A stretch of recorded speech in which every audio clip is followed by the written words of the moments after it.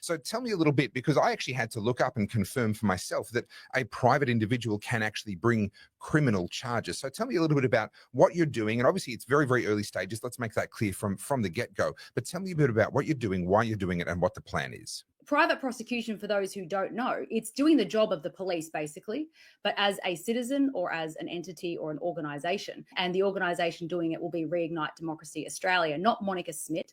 And the reason for Mm, that is that Reignite Democracy Australia got, like you did, hundreds of thousands of emails and phone calls and messages from people who were suffering during these times. And it just makes sense that we're the ones prosecuting Daniel Andrews because we represented all those people and we still do. So a lot of mm, people online have said, you can't just criminally charge someone. And I'm like, well, actually, you can. Moving on in terms of the actual strategy. So I needed a response from the public before I could actually get, pay for proper legal advice. I obviously had casual legal advice from friends and people I know, but I was really mm. waiting to see what the response was going to be. And half of me kind of didn't want the response to be that good because then it would get me off the hook.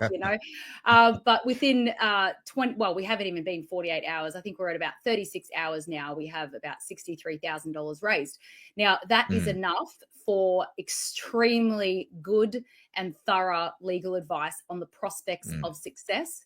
mm. Also, they will be able to tell me what the actual charges would be. I have an Mhm. idea as a non-legal mind what it could be, but obviously Yeah. you really have to be very careful with this sort of situation.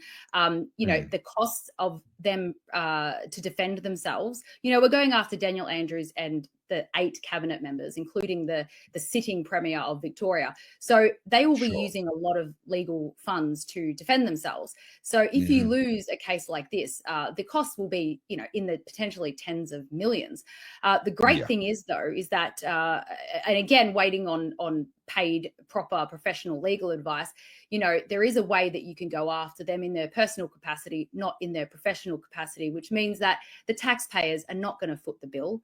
And, it's Yeah. also really interesting to note for people who don't know much about the legal system is that there is no payout if we win this case. There's nothing, Mm, there's not going to be millions of dollars coming out of the taxpayer's pocket. And that's what I love about this is that we mhm. can get exactly what we need for this country, for this state of Victoria to mend from what happened. Is we just need justice.